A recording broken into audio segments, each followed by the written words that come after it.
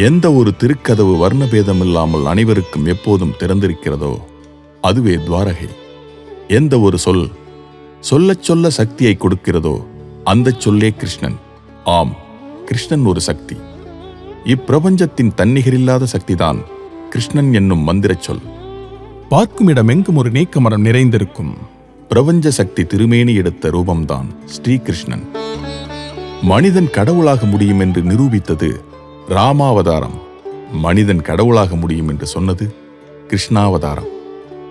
துவாரகையில் வணங்கப்பட்ட கிருஷ்ண திருமேனி பரசுராமர் துணையுடன் குரு பிரகஸ்பதி, வாயு பகவானால் பிரதிஷ்டை செய்யப்பட்ட குருஷேத்திரம் பின்னாளில் குருவாயூராக அறியப்படுகிறது. கேரள மாநில குருவாயூர் கோவிலில் இருப்பது போன்றே பாரத நாட்டின் தென்கோடி தமிழகத்தில் குழந்தை கிருஷ்ணனாக நாரணன் அருள்பாலிக்கும் இடமே கிருஷ்ணன் கோவில். இக்கோவில் முக்கடலும் சங்கமிக்கும் புண்ணிய பூமியான கன்னியாகுமரி மாவட்டத்தின் தலைநகர் நாகர்கோவில் அருகே அமைந்திருக்கிறது. தமிழகத்தின் குருவாயூர் எனப்படும் இரண்டாவது துவாரகையான கிருஷ்ணன் கோவில் என்னும் புண்ணிய தலம். இத்தலத்தில் பகவான் ஸ்ரீகிருஷ்ணர் தன் 2 கரங்களிலும் வெண்ணெய் ஏந்தி பாலகிருஷ்ணராக அருள்பாலிக்கிறார். 13ஆம் நூற்றாண்டில் திருவிதாங்கூர் சமஸ்தானம் இக்கோவிலுக்கு பல திருப்பணிகளை செய்துள்ளது. கேரளாவின் செங்கண்ணூர் அருகே உள்ள தாளமன் மடத்தைச் சேர்ந்த சபரிமலையின் தந்திரிகள்தான் இக்கோவிலுக்கும் பாரம்பரிய தந்திரிகளாக உள்ளனர். மேலும் இக்கோவிலின் திருக்கொடிமர அமைப்பும் நித்திய பூஜைகளும் கேரள ஆகம விதிகளை பின்பற்றி நடைபெறுகின்றன. மன்னர்கள் ஆட்சிக்கு பிறகு பல ஆண்டுகளாக குடமுழுக்கு நடத்தப்படாமல் இருந்த இத்திருத்தலத்துக்கு 2009ஆம் ஆண்டு மிகச்சிறப்பான முறையில் குடமுழுக்கு செய்யப்பட்டது.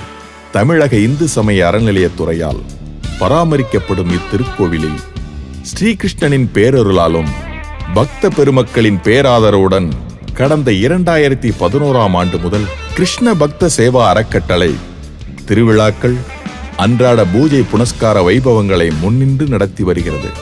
தமிழகம் மற்றும் வெளிமாநிலங்களில் இருந்து சிறந்த கலைஞர்கள் வரவழைக்கப்பட்டு அக்கால மன்னர்களுக்கு இணையாக பாரம்பரியம் போற்றும் வண்ணம் கலை நிகழ்ச்சிகள் பலவற்றையும் இத்திருத்தலத்தில் நிறைவேற்றி வருகின்றது கிருஷ்ண பக்த சேவா அறக்கட்டளை. புண்ணிய கஷேத்திரங்கள் செறிந்த முக்கடலும் சங்கமிக்கும் குமரியில் இருக்கும் தமிழகத்து குருவாயூர் எனப்படும் இத்திருத்தலத்தின் சித்திரை திருவிழா மிக பிரசித்தி பெற்றதாகும். 10 நாட்கள் நடக்கும் இத்திருவிழாவில் ஒவ்வொரு நாளும் உற்சவர் ராஜகோபாலர் பாமா ருக்மணி அம்மாளுடன் விதவிதமான அலங்காரங்களுடன் வெவ்வேறு திருவாகனங்களில் திருவீதி உலா வருவது கண்கொள்ளா காட்சியாகும். ஊர்கூடி தேரிழுப்பது என்று சொல்லப்படுவது சமுதாய ஒற்றுமையின் சிறப்பு.